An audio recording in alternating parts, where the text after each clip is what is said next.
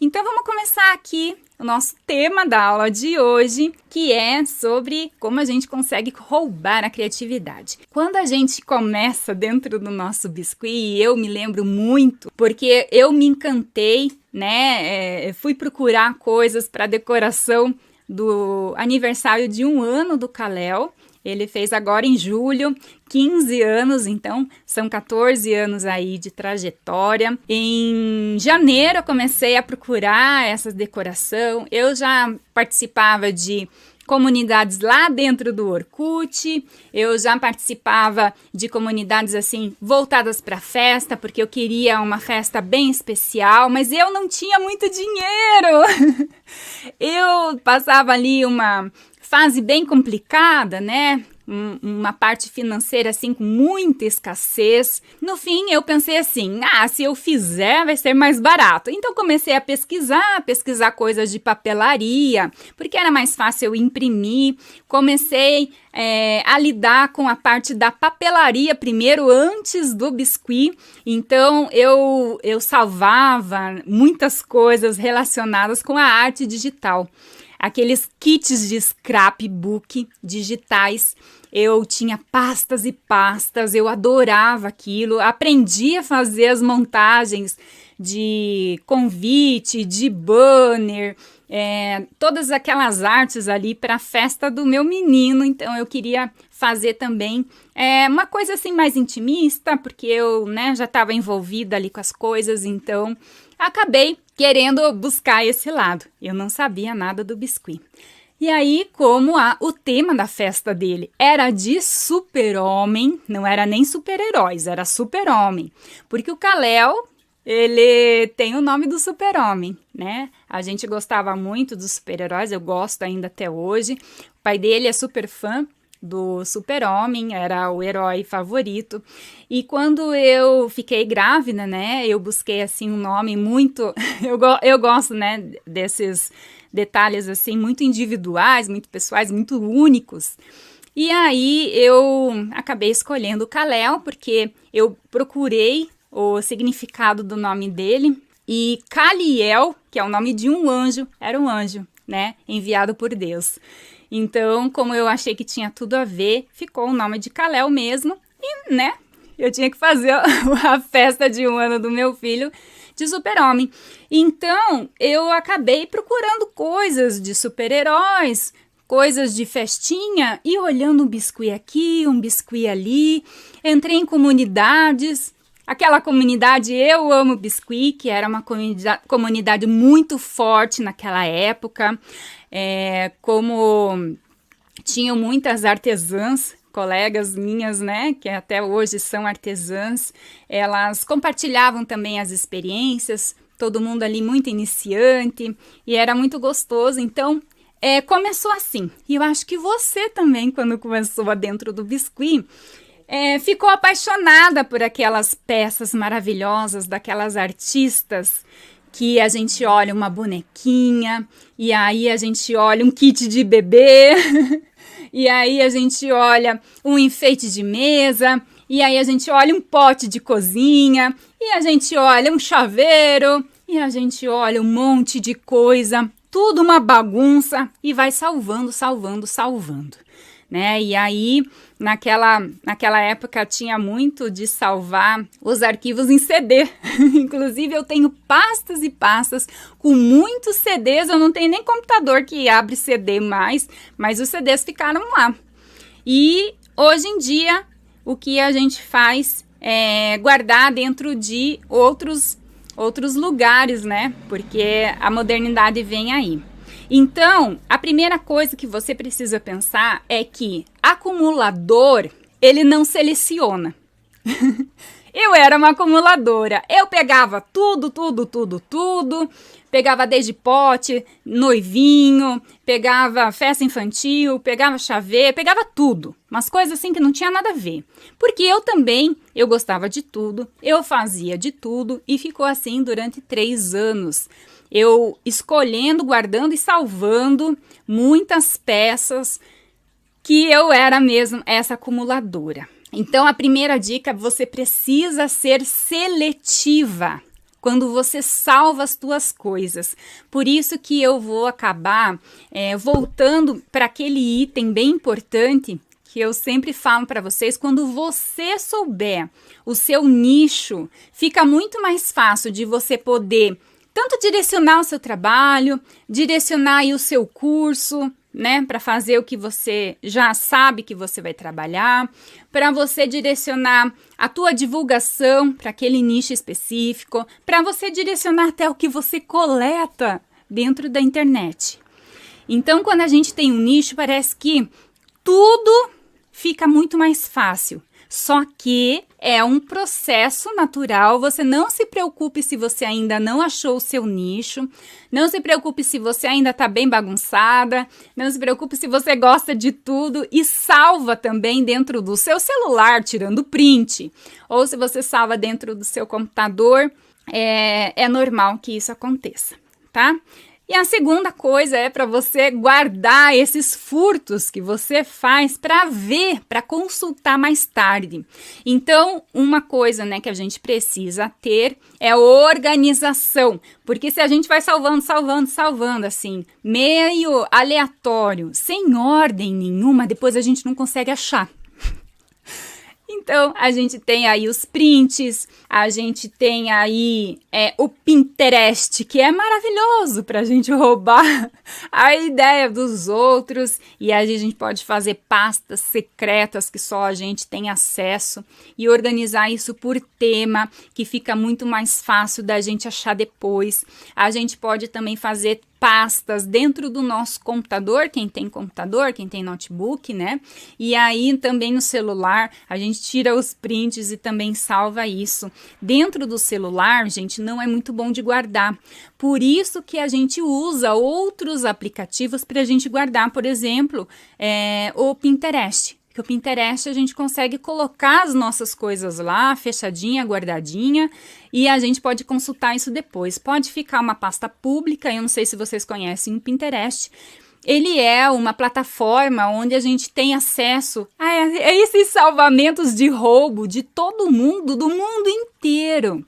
Então lá a gente consegue ter também uma noção disso, de salvar esses arquivos, essas fotos, essas inspirações em determinadas pastas, tá? Tem também a opção de você guardar no Google Drive, dentro da conta do Google. Quando a gente entra ali na pasta, na página principal ali do Google, existem algumas facilidades que ele nos oferece. O Google Drive é um jeito da gente guardar todas essas informações também na nuvem. Então, se você ainda não usa, dá para, inclusive, tirar a foto e ir direto para a nuvem. Você já conectar a conta do Google Drive direto no seu celular e a hora que você tira a foto, você não perde nada, fica direto na nuvem. Tá? Então, é um jeito também de você acessar em vários lugares. Se você estiver em outra cidade, ou se você tiver com outro celular, através do seu e-mail e da sua senha, do mesmo e-mail da sua senha, você consegue acessar essas fotos e esses arquivos. E aí você acaba não perdendo nada e não acaba sobrecarregando o celular, que muitas vezes fica sobrecarregado e a gente não consegue usar direito. Eu tenho também dentro do Instagram algumas pastas específicas de, por exemplo, eu tenho uma pasta só de Natal, então às vezes aparece uma coisa muito interessante lá no meu feed, eu não fico mais pesquisando, né? Às vezes aparece mesmo meio sem querer aqui. E aí no Instagram também tem como salvar, então aquela bandeirinha do lado direito que aparece pra gente ali dentro do aplicativo, a gente consegue salvar e já aparece ali. Você quer salvar em alguma pasta específica, você aperta ali e já cria uma pasta para não ficar perdido.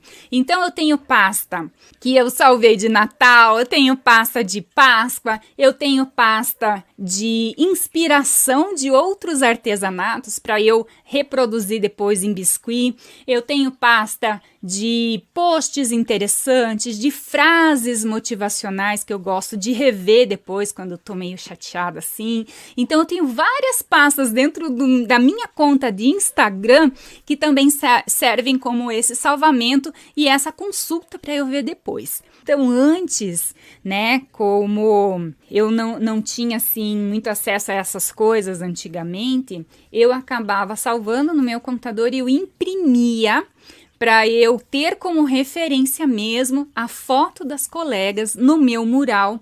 Então eu tenho em cima da minha mesa de trabalho, eu tenho um mural ali onde eu coloco o meu calendário, onde eu coloco alguns recados para mim mesma, para eu não esquecer. E aí, quando eu comecei, eu não tinha referência das minhas próprias peças, né? Eu não tinha amostra ainda suficiente para cliente vir e falar assim, eu quero o jardim seu. Eu não tinha jardim. Aí eu tinha que criar. Então eu pegava várias fotos do Google de colegas que eu pesquisava. Então eu pesquisava lá, jardim, festa, jardim, biscuit. E aí aparecia um monte de fotos de colegas maravilhosas e eu imprimia isso e eu tinha pastas e pastas e pastas, porque eu sempre tive a impressora, como eu falei para vocês, eu trabalhava com a papelaria, eu busquei a papelaria antes do biscuit, inclusive.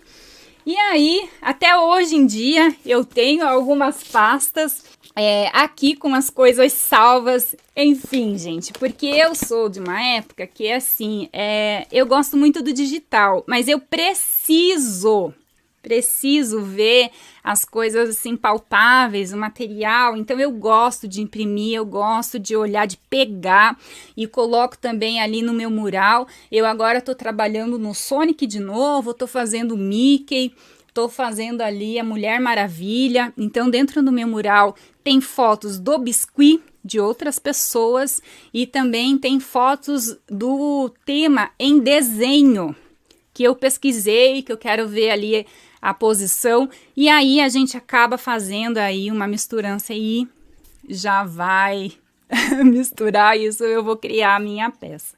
Outro detalhe, né, que você precisa saber é que você não precisa esperar estar pronta para começar.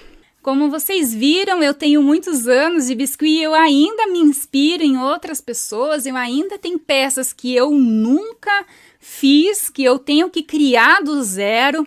Então, ter referências, copiar de outras pessoas é um processo natural que acontece. A gente precisa, sim, ter um cuidado de não copiar só de uma pessoa, eu vou explicar um pouquinho mais pra frente, mas o que eu preciso falar aqui agora é que você não precisa esperar estar pronta para começar, né? Não vai esperar aí 10 anos para você achar que vai ser aí uma biscoiteira profissional para você começar a fazer essas coisas.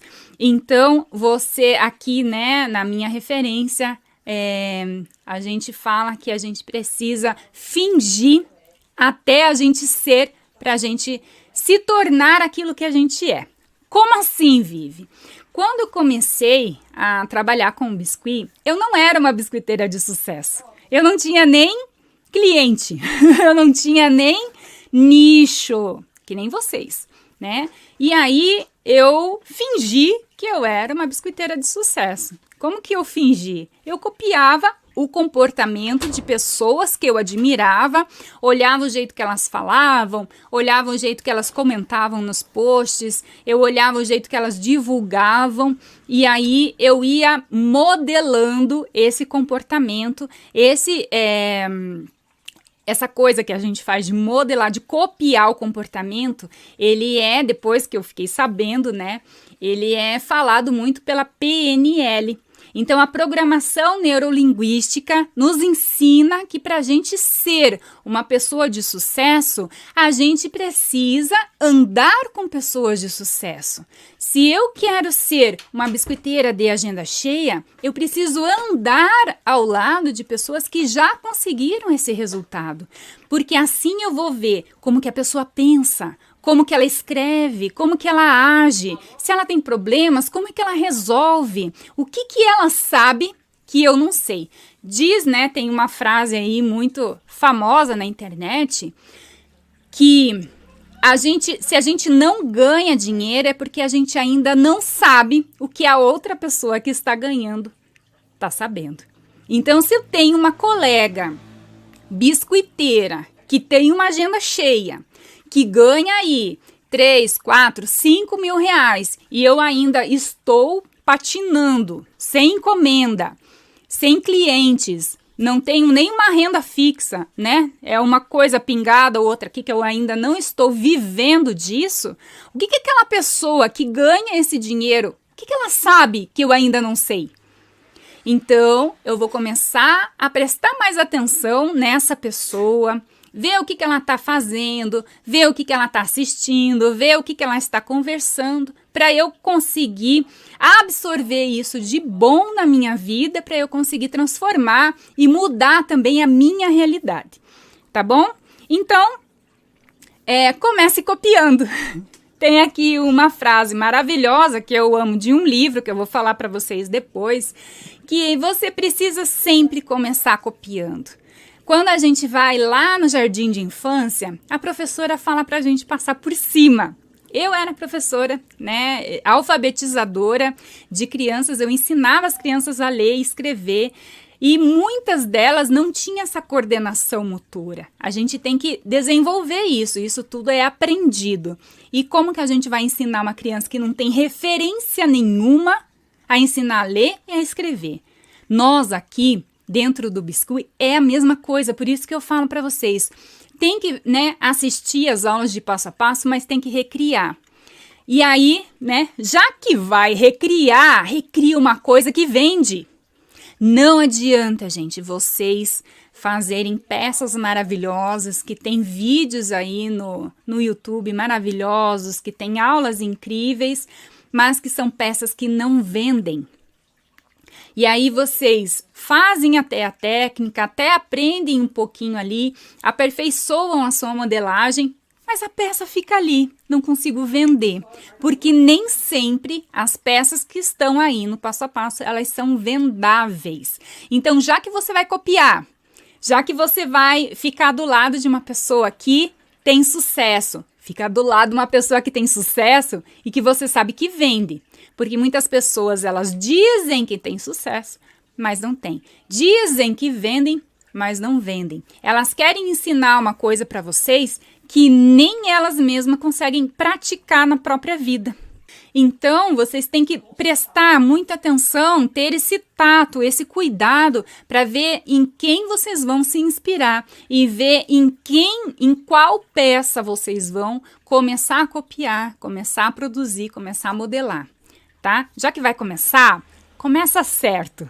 Já que vai ter que copiar mesmo, copia o que já vai vender. Não copie só de uma pessoa. Quando eu fiz ali o meu primeiro curso, em 2015, o nome do meu curso se chamava Combo de Biscoiteira.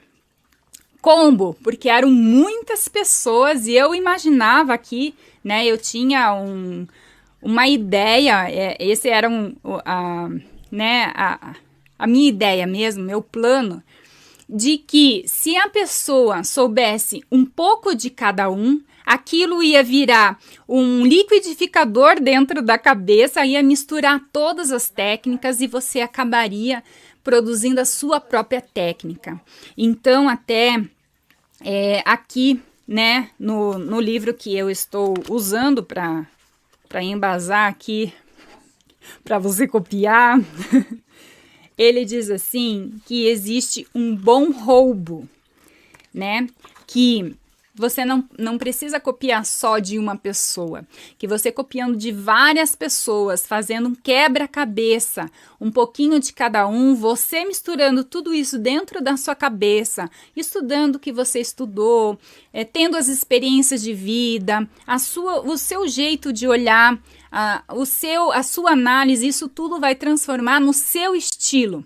E aí você acaba tendo a sua linha própria de modelagem, de divulgação, a sua linha própria que vai te trazer aí diferenciação dentro do mercado, que isso é muito importante. A gente sempre tem que fugir do que é igual, né? Tanto por causa dos preços, tanto porque a gente quer esse reconhecimento. A gente vai ter uma aula sobre diferenciação, né, mais para frente, mas você tem que saber que a pessoa que rouba bem, que faz um bom roubo, ela honra a pessoa que ela roubou, ela estuda muitas pessoas, ela rouba de várias pessoas e não de uma só.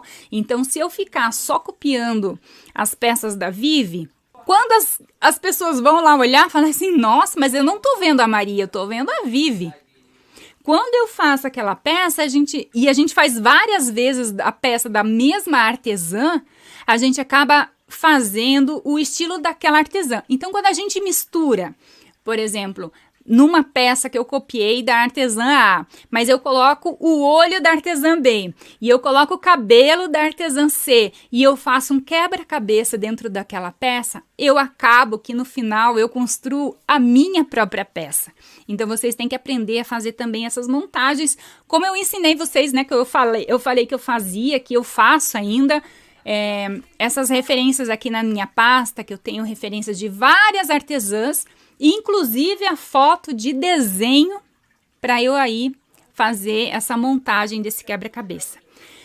Um bom roubo também, ele dá os créditos, né? A gente honra a pessoa que nos inspirou e a gente acaba dando os créditos, transforma um pouquinho, coloca aí um cabelo diferente, uma cor de roupa diferente, um olho diferente, a gente não copia tudo igual, tudo do mesmo jeito. Chegou uma época que eu entrava em contato com a artesã para eu perguntar qual era o corante que ela usava na massa. Olha o absurdo da minha insegurança, porque a cliente, como as pessoas estão falando aqui no chat, né? A cliente, ela chega pra gente com a peça de outra colega. E nós, como estamos começando, a gente não tem tanta confiança, a gente fala assim, eu faço igual, né? Como dizem por aí, nem a própria artesã consegue fazer igual, porque é muito da hora, do momento, do tingimento da massa, do nosso emocional também. Às vezes a gente muda alguma coisa, às vezes é o tempo que não ajuda, às vezes a gente tá com pressa, faz ali de qualquer jeito, então nós mesmos que a gente vai reproduzir a nossa própria peça já não fica igual. Aí chega a cliente e fala assim, não, mas eu quero igual. E você, como artesã, precisa falar, não, cliente. Eu posso fazer parecido no meu estilo, mas igual não fica. Porque se você falar que faz igual e você prometer para cliente que você faz igual, aí você vai ter que lidar com a expectativa dessa cliente também. Porque a expectativa dela vai ser muito grande. E aí é muito fácil dessa cliente reclamar do seu trabalho, porque você não fez igual a peça da outra colega, né? E o bom roubo, ele remixa, ele mistura, ele faz um liquidificador naquela peça que a gente viu, que a gente olhou. Eu tenho, né, como eu falei para vocês, várias referências, mas eu não copio mais igualzinho. Antes eu copiava assim. É muito fácil de copiar quando se tem o mesmo molde sendo vendido, quando se tem o mesmo olho resinado sendo usado, quando se tem a mesma foto sendo reproduzida do mesmo produto. Então fica muito fácil os produtos ficarem iguais, do mesmo jeito, do mesmo tamanho, com a mesma foto. E aí o que acontece? A cliente pede preço baixo. E a gente não consegue viver disso, porque a gente acaba trabalhando ali em função disso. Então, a gente entender também que nós, como artesãs criativas que somos, temos que saber roubar bem a criatividade dos outros, para daí sim a gente lucrar, porque enquanto a gente copia do outro, a gente não vai conseguir cobrar o preço que a gente merece. Enquanto a gente copia do outro, a gente não vai ser a artesã que a gente merece ser. Enquanto a gente copia igual do outro, a gente não vai ser reconhecido no mercado e ser diferente dentro daquilo que a gente nasceu para ser. Nós, como artesãs biscoiteiras, somos muito criativas. Então, também saber lidar com isso. Outra coisa tenha projetos paralelos para despertar aí também a tua criatividade, ter um momento para fazer outra coisa, para ter um hobby, para pensar em nada importante para a gente despertar essa criatividade, a gente conseguir olhar dentro do nosso trabalho com outros olhos. Compartilhe esse processo de criação com as pessoas, compartilhe esse processo de criação com os teus clientes, para eles não ficarem também pensando que biscuit é só aquela foto pronta e tá tudo bem. Ah, mas é tudo isso? Como assim? Tá muito caro. E aí você vai reclamar que os clientes acham muito caro, vai reclamar que ninguém dá valor, né? Que ninguém valoriza, que não pagam o teu preço, que vivem pedindo desconto ou que fazem orçamento e não voltam. É porque você não tem ainda uma peça diferente, não tem um posicionamento profissional, não tem segurança suficiente para passar você dentro do teu trabalho, porque você ainda está copiando, porque ainda você está perdida. Enquanto você estiver perdida, você vai atrair clientes perdidos também. E agora, o que vocês vão fazer é colocar essas ideias, essas dicas em prática. É sempre importante também você entender que tá tudo bem copiar, a gente começa copiando, que a maioria das artesãs, elas passaram por esse processo, mas que ao longo do tempo a gente só vai conseguir se firmar dentro do mercado se a gente souber largar um pouco a cópia e nos colocar ali dentro da peça. É importante você entrar dentro do mercado, né? A hora que você conseguiu entrar, que você tem ali um volume de pedidos, que você consegue já ter 2, 3 clientes por semana ou por mês que seja, você já consegue ter ali um pouquinho mais de liberdade de começar a criar. Então, é importante você saber que é um processo natural, que tá tudo bem, né? Que isso vai acontecer, mas que você não pode só ficar copiando de uma, que você, toda a oportunidade que tiver, muda alguma coisa, faz um remix, faz uma misturança e aos poucos vai se libertando disso. A cópia, ela nos fala muito da nossa insegurança como artesã. Então, quando a gente consegue colocar a nossa essência de pessoa única e especial que nós nascemos para ser, a gente consegue sucesso e reconhecimento dentro do mercado e a gente consegue se firmar, e a gente consegue aumentar os nossos preços, a gente consegue ter uma agenda cheia e a gente consegue ter um salário digno lá no final do mês, de 3, 4, 5 mil reais. Então, saiba que são processos que a gente passa.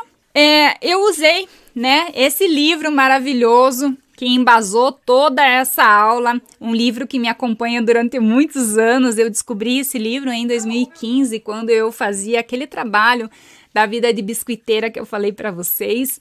E o Austin Kleon fala nesse livro toda essa parte da criatividade, como é que a gente faz para roubar de um jeito mais digno, ensina a gente como lidar com a criatividade. É um livro bem fácil, cheio de ilustração, cheio de ideias maravilhosas.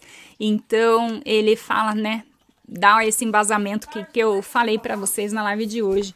Inclusive, ele fala aqui, né, e agora? O que a gente faz agora? O que a gente faz? Dá um passeio? Começa seus arquivos de furto? Vai à biblioteca? Compra um caderno de anotações e usa? Arranja um calendário? Começa um diário de bordo? Dá uma cópia desse livro a alguém? Começa um blog ou tira uma soneca? O que vocês vão fazer agora? Agora, vocês maravilhosos, vão tirar foto do caderno, colocar lá nos stories com a hashtag Estudando com a Vivi. Vão me marcar para eu ver que vocês estiveram aqui na live agora comigo. Vão escrever uma frase que mais te marcou lá na minha última postagem para reforçar esse conteúdo, para você não esquecer, para você conseguir colocar isso dentro do teu trabalho. Tá bom?